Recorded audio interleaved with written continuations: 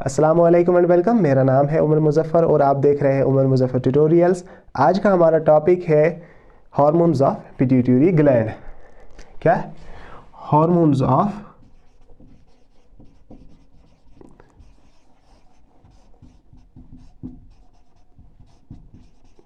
Pituitary gland. सबसे पहला कुछ रिकैप्चुलेट करते हैं पिछले लेक्चर का। हमने पढ़ा था कि ये जो पिट्यूटरी ग्लैंड होता है इसके 3 हिस्से होते हैं। पहला हिस्सा पार्स डिस्टालिस, दूसरा पार्स इंटरमीडिया और तीसरा पार्स नर्वोसा। हमने कहा था कि ये जो पार्स डिस्टालिस होता है ये 6 हार्मोन्स प्रोड्यूस और करता है और सिक्रेट करता है, और जो ये पार्स इंटरमीडिया होता है वो एक हार्मोन प्रोड्यूस करता है और उससे सिक्रेट करता है, और जो पार्स नर्वोसा होता है वो 2 हार्मोन्स स्टोर करता है। ठीक है, ठीक। तो सबसे पहले हम हार्मोन्स किसके पढ़ेंगे? पार्स डिस्टालिस के। किसके? पार्स डिस्टालिस। ठीक है, तो सबसे पहला हार्मोन जो हम पढ़ेंगे वो है ग्रोथ हार्मोन। ग्रोथ हार्मोन, ठीक है। एज द नेम इंडिकेट्स, ये हार्मोन क्या कराता है? हमारी बॉडी में ग्रोथ कराता है। लेकिन अगर ये ग्रोथ हार्मोन हमारी बॉडी में ज़्यादा निकल जाए तो इसकी वजह से एक कंडीशन हो जाती है, इसकी वजह से एबनॉर्मल ग्रोथ हो जाती है। उस कंडीशन को हम कहते हैं जाइजेंटिज्म। क्या कहते हैं उसे? Gigantism. The excessive secretion of growth hormone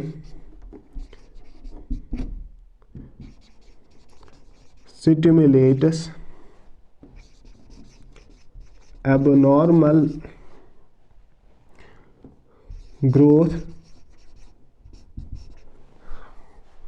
leading to a condition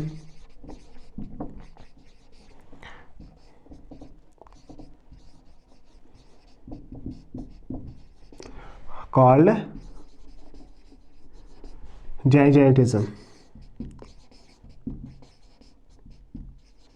जाइजेंटिज्म, ठीक है।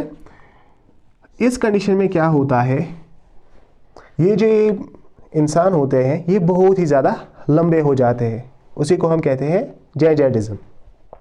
ठीक है, ठीक। लेकिन अगर इसके अपोजिट हुआ, क्या हुआ? अंडर सिक्रीशन, यानी कि बहुत ही कम सिक्रीट हो जाए ग्रोथ हार्मोन, वो भी एक कंडीशन करता है, वो भी एक डिजीज करता है जिसे हम कहते हैं पिट्यूटरी डिवार्फिज्म। उसमें क्या होता है? शंटेड ग्रोथ, यानी कि स्टॉप्ड ग्रोथ हो जाती है, और ये जो ये पर्सन्स होते हैं ये बहुत ही ज़्यादा छोटे रहते हैं, बहुत ही ज़्यादा बौने हो जाते हैं। ठीक है, the under secretion of growth hormone leads to shunted growth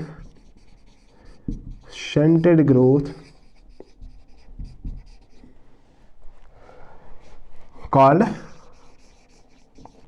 pituitary dwarfism।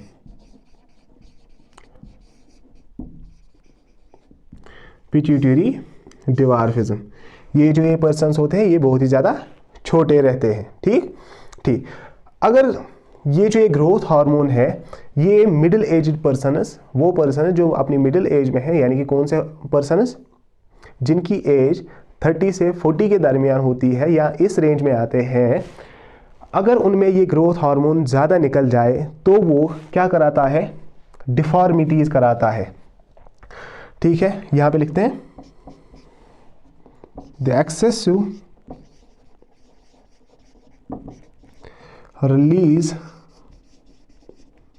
Of growth hormone in middle age person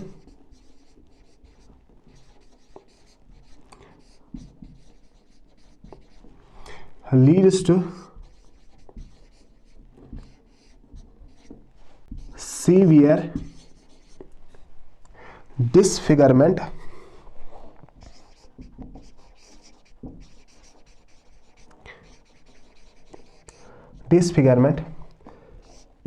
especially of face. इस कंडीशन को हम कहते हैं कॉल्ड एक्रोमेगाली।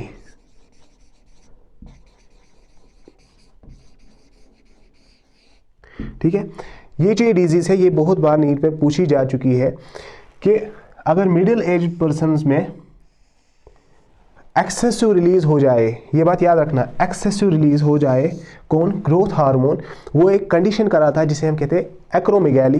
एक्रोमेगाली एक्चुअली में क्या होता है, डिसफिगरमेंट ऑफ द बॉडी, यानी कि severe disfigurement especially of face पे ज़्यादा डिसफिगरमेंट करा देता है। ठीक है, ठीक, ये जो एक्रोमेगाली डिजीज़ है ये बहुत ही ज़्यादा कॉम्प्लिकेशंस करा देती है और ये प्रीमैच्योर डेथ भी करा सकती है। लेकिन ये जो डिजीज़ है ना, इसको डिटेक्ट करना, इसको डायग्नोज करना अर्ली स्टेजेस में बहुत ही ज़्यादा मुश्किल हो जाता है। ठीक है, अर्ली स्टेजेस में ये डिटेक्टेबल नहीं होती है। ये मैं मिटा देता हूँ पहले, फिर बाद में बाकी सब लिखेंगे। चलो यहाँ पे लिखता हूँ, this disease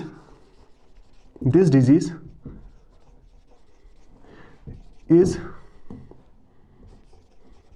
hard to diagnose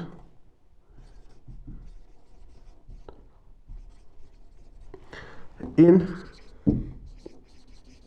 early stages। Early stages में इसको डायग्नोज करना बहुत ही ज़्यादा मुश्किल होता है, जब तक कि ये जो ये डिफॉर्मिटीज़ होती है ना, एक्सटर्नल फीचर्स ये दिखने लगते हैं, जब तक ये डिसफिगरमेंट, ये फेस पे डिसफिगरमेंट दिखने लगती है, तब तक इसको डायग्नोज नहीं किया जा सकता। ठीक है, ठीक, इसमें कुछ बचा तो नहीं। Disease is hard to diagnose in early stages, और ये बहुत सालों तक ये डिटेक्ट ही नहीं हो पाती। ठीक है, यहाँ तक समझ में आया।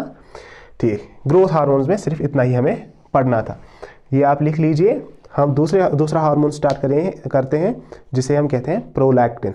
ये मैं मिटा दूं पहले, ठीक है, किसी को लिखना है तो लिख लीजिए।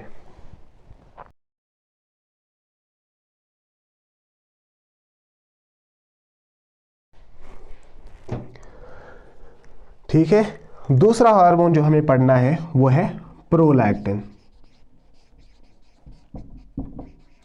प्रोलैक्टिन ये क्या करता है, it causes the growth of mammary glands. ये मेमोरी ग्लैंड्स का ग्रोथ करता है और उनमें प्रोडक्शन ऑफ मिल्क कराता है। क्या कराता है, मिल्क कराता है। ठीक, इट काजेज और stimulates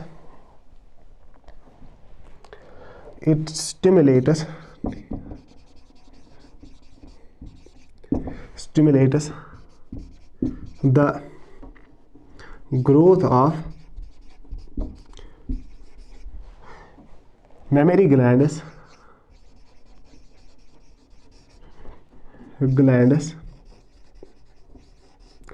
and production of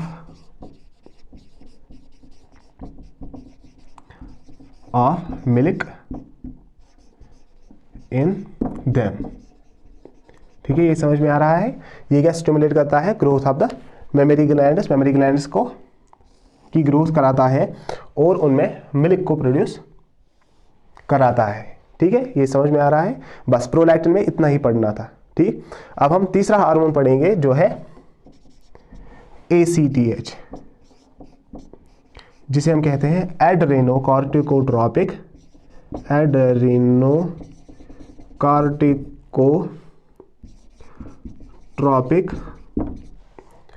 hormone. ठीक है, as the name indicates, adreno ये कहां पे चला जाता है, किसको स्टिमुलेट करता है, एड्रेनल ग्लैंड को। It stimulates adrenal gland,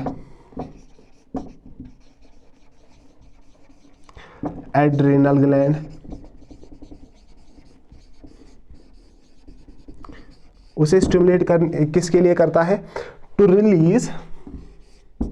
to produce and secrete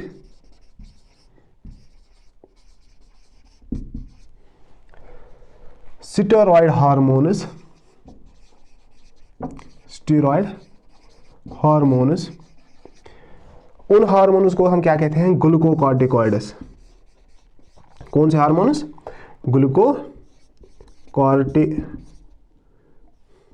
corticoids, ठीक है, from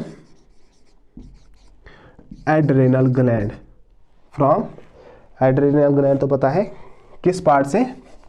adrenal cortex, adrenal cortex, ठीक है। ठीक, ये एड्रेनोकॉर्टिकोट्रॉपिक हार्मोन क्या कराता है? ये एड्रेनल ग्लैंड को स्टिमुलेट करता है ताकि वो प्रोड्यूस करे और सिक्रीट करे कौन से hormones? Steroid hormone. Steroid hormone एक टाइप ऑफ हार्मोन्स होते हैं, ठीक है। अभी याद रखो, ये it is a type of hormone. Steroid hormones होते हैं, अमीनो एसिड डिराइव्ड हार्मोन्स होते हैं, बहुत सारे हार्मोन्स हो सकते हैं, ठीक। It is a type of hormone. Glucocorticoids, जो ये हार्मोन सिक्रीट करता है उन्हें उन्हें हम क्या कहते हैं? ग्लूकोकॉर्टिकॉइड्स, ठीक है। ये समझ में आ रहा है? From adrenal cortex. किस पार्ट से सिक्रीट करते हैं? Adrenal cortex. एड्रेनल कॉर्टेक्स, देखो ये जो एड्रेनल ग्लैंड होता है ना, इसके दो हिस्से होते हैं। एक को हम कहते हैं एड्रेनल कॉर्टेक्स, दूसरे को हम एड्रेनल मेडुला कहते हैं। एड्रेनल कॉर्टेक्स से ग्लूकोकॉर्टिकॉइड्स सिक्रीट करा देता है कौन? एड्रेनोकॉर्टिकोट्रॉपिक हार्मोन। ये बात याद रही? ठीक है, इसमें सिर्फ इतना पढ़ना है, ठीक। फिर हम एड्रेनल ग्लैंड हम आगे पढ़ेंगे, ठीक। ये मैं पहले मिटा दूं, हम चौथा हार्मोन पढ़ते हैं, ठीक है। अब यहां पे इसमें इतना ही था।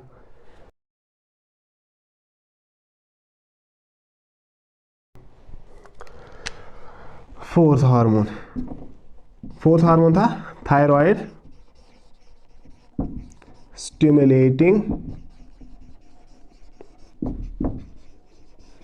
हार्मोन। थायराइड स्टिमुलेटिंग हार्मोन, जिसे हम शॉर्ट फॉर्म TSH भी लिखते थे। एज द नेम इंडिकेटर्स, ये जो ये हार्मोन होता है ये किसे स्टिमुलेट करता है? थायराइड ग्लैंड को। इट स्टिमुलेट्स थायराइड ग्लैंड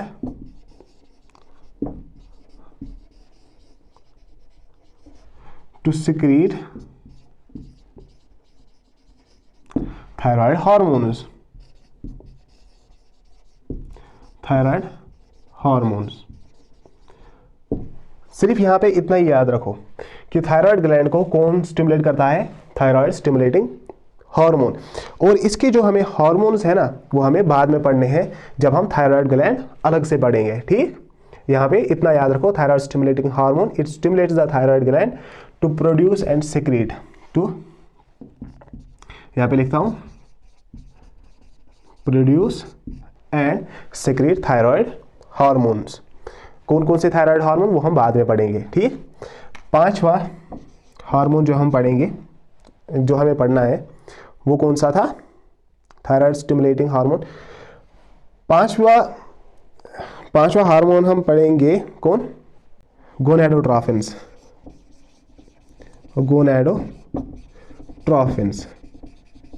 गोनेडोट्रोफिन्स हम किन किन को कहते हैं? दो हार्मोन्स होते हैं वो, luteinizing hormone and follicular stimulating hormone. ये दो हार्मोन्स क्या करते हैं? ये स्टिमुलेट करते हैं गोनेडल एक्टिविटी को, stimulate gonadal activity,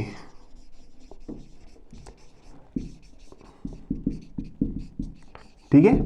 gonadal activity, gonads कौन कौन से होते हैं? टेस्टिस और ओवरीज, उन्हें ये स्टिमुलेट करते हैं, इसलिए इनको हम कहते हैं गोनेडोट्रोफिन्स, ठीक है। गोनेड्स कौन कौन होते हैं? टेस्टिस एंड ओवरीज, ठीक है। इसलिए इनको कहते हैं ल्यूटिनाइजिंग हार्मोन एंड इसलिए इनको कहते हैं गोनेडोट्रोफिन्स, ठीक है। अब ये बात याद रखो कि ये जो दोनों हार्मोन्स होते हैं, luteinizing hormone and follicular stimulating hormone, ये दोनों में रिलीज होते हैं। मेल्स में भी ये रिलीज दोनों होते हैं, फीमेल्स में भी ये दोनों रिलीज होते हैं। लेकिन ये जो दोनों हार्मोन्स हैं, मेल्स में अलग काम करते हैं और फीमेल्स में अलग काम करते हैं। पहले हम मेल्स में पढ़ते हैं। मेल्स में ये दोनों हार्मोन्स क्या काम करते हैं। सबसे पहले ल्यूटिनाइजिंग हार्मोन। ये जो ल्यूटिनाइजिंग हार्मोन होता है ना, ये एक्ट करता है किस पे, सीधे लिखते हैं, acts on testis, acts on testis and stimulates the production and release of androgens। Androgens होता है कौन, ये होते हैं group of male hormone, male hormones, ठीक है। एंड्रोजेनस होते हैं group of male hormones. Luteinizing hormone males में टेस्टिस पे एक्ट करके क्या सिक्रीट करते हैं, स्टिमुलेट करते हैं production and release of androgens, production and release of androgens. Androgens याद रखना, ठीक है। एंड्रोजेनस क्या होते हैं, ग्रुप ऑफ मेल हार्मोन्स। ये समझ में आया, ल्यूटिनाइजिंग हार्मोन मेल्स में क्या करता है, यस। अब पढ़ेंगे हम FSH, ये मेल्स में क्या करता है। ये जो ये FSH है, ये इन एंड्रोजेंस के साथ मिल जाता है, क्या, एंड्रोजेंस के साथ मिल के ये क्या करते हैं, दे स्टिमुलेट स्पर्मेटोजेनेसिस, मैटोजेनेसिस, ये क्या करते हैं, स्पर्मेटोजेनेसिस। मेल्स में FSH एंड्रोजेनेस के साथ मिलकर क्या स्टिमुलेट करता है, स्पर्मेटोजेनेसिस। स्पर्मेटोजेनेसिस पता है क्या होता है, प्रोडक्शन ऑफ स्पर्म्स। ये समझ में आ रहा है, ठीक। हमने पढ़ा कि गोनाडोट्रोफिन्स दो हार्मोन होते हैं, कौन, luteinizing hormone and follicular stimulating hormone. ये स्टिमुलेट करते हैं गोनाडल एक्टिविटी, यानी कि किन की एक्टिविटी, टेस्टिस की एक्टिविटी और ओवेरीज की एक्टिविटी। इन दोनों को हम गोनाड्स कहते हैं, इसलिए इन दोनों हार्मोन्स को हम कहते हैं गोनाडोट्रोफिन्स। मैंने कहा कि ये जो ल्यूटिनाइजिंग हार्मोन और फॉलिकुलर स्टिमुलेटिंग हार्मोन है, ये दोनों में प्रोड्यूस होता है। ये मेल्स में भी प्रोड्यूस होता है और ये फीमेल्स में भी प्रोड्यूस होते हैं, दोनों प्रोड्यूस होते हैं, ठीक। मेल्स में हमने पहले कहा कि ये जो ल्यूटिनाइजिंग हार्मोन होता है, ये टेस्टिस पे एक्ट करता है, ठीक है। टेस्टिस पे एक्ट करके उसको स्टिमुलेट करता है कि आप प्रोड्यूस करो, कौन, प्रोड्यूस करो और रिलीज करो, कौन, androgens. Androgens is a group of male hormones, आप ये रिलीज करो। ये समझ में आ रहा है, ठीक। ल्यूटिनाइजिंग हार्मोन ने अपना काम कर दिया। फिर फॉलिकुलर स्टिमुलेटिंग हार्मोन आता है और इन एंड्रोजेनस के साथ मिलकर क्या स्टिमुलेट करता है, spermatogenesis. Spermatogenesis is the production of sperms. समझ में आ रहा है, ठीक। अब हम पढ़ेंगे ये जो ल्यूटिनाइजिंग हार्मोन और फॉलिकुलर स्टिमुलेटिंग हार्मोन होते हैं, ये फीमेल्स में क्या काम करते हैं, ठीक है। चौथा था थायराइड स्टिमुलेटिंग हार्मोन, पांचवा और छठा होंगे luteinizing hormone and follicular stimulating hormone. आगे बराबर 6, ठीक। अब हम पढ़ेंगे ल्यूटिनाइजिंग हार्मोन और फॉलिकुलर स्टिमुलेटिंग हार्मोन फीमेल्स में क्या काम करते हैं, ठीक है। मैं पहले ये मिटा दूं, किसी को लिखना है तो लिख लीजिए, ठीक।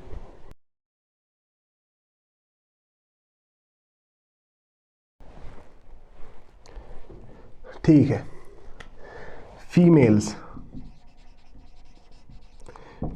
में ये जो ल्यूटिनाइजिंग हार्मोन होता है, it causes the rupture off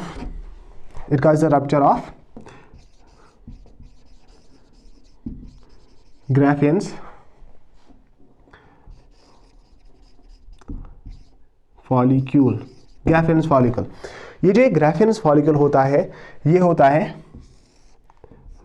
fully mature follicle, fully mature follicle.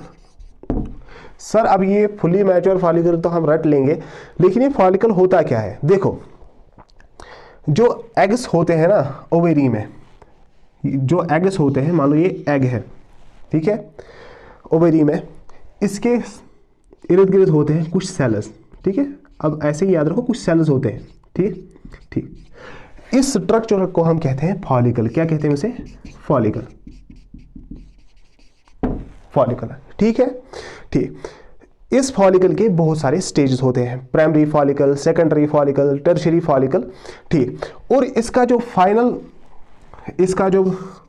Final phase होता है उसमें फुल्ली मैच्योर फॉलिकल होता है, उसे हम कहते हैं फुल्ली मैच्योर फॉलिकल, जिसका एक्चुअली नाम हम रखते हैं ग्राफियनस फॉलिकल। क्या रखते हैं नाम इसका? ग्राफियनस फॉलिकल, ठीक है। ये सेल्स है, ग्राफियनस फॉलिकल, ठीक है। ये क्या है? एग। ये क्या है? एग। ये जो ल्यूटेनाइजिंग हार्मोन होता है ये इस ग्राफियनस फॉलिकल का रप्चर करा देता है। ये ग्राफियनस फॉलिकल जब रप्चर होगा इसमें से क्या निकलेगा? एग निकलेगा। और ये जो बाकी सेल्स होंगे ये एक अलग टिश्यू बनाते हैं जिसे हम कहते हैं कार्पस ल्यूटियम। कार्पस ल्यूटियम, ठीक है, ठीक। ये क्या है? एग, ठीक है, ठीक। मैंने कहा कि ये जो ये एग होता है किसमें? ओवेरी में, पहले स्टेजेस में, उसे हम कहते हैं फॉलिकल, ठीक है। उसके सराउंडिंग्स होते हैं कुछ सेल्स। इसका जो फाइनल स्टेज होता है इस एग का, उसमें उस स्टेज में हम इसको कहते हैं ग्राफियनस फॉलिकल। जब ग्राफियनस फॉलिकल का रप्चर होता है तो उसमें से एग बाहर निकलता है और कार्पस और रिमेनिंग जो सेल्स होती हैं वो एक स्ट्रक्चर बनाते हैं जिसे हम कहते हैं कार्पस ल्यूटियम, ठीक है, ठीक। ये जो कार्पस ल्यूटियम होता है ना, ये भी एक क्या होता है? ग्लैंड होता है, टेम्पोररी ग्लैंड। अभी याद रखो ये एक ग्लैंड होता है, टेम्पोररी ग्लैंड, मतलब ये कुछ ही समय के लिए बॉडी में रहता है, ठीक ठीक। ये समझ में आया? Luteinizing hormone causes the rupture of Graafian follicle. Graafian follicle होता है फुली मैच्योर फॉलिकल, ये मैंने समझा दिया। अब हम आते हैं किस पे? FSH पे, फॉलिकुलर स्टिमुलेटिंग हार्मोन। ये एक्चुअली में क्या करता है? मैंने कहा ना पहले होता है प्राइमरी फॉलिकल, फिर सेकेंडरी फॉलिकल, फिर टर्शियरी फॉलिकल और फाइनल बनता है कौन? ग्राफियनस फॉलिकल। ये काम कराने के लिए ये होता है, इट causes the development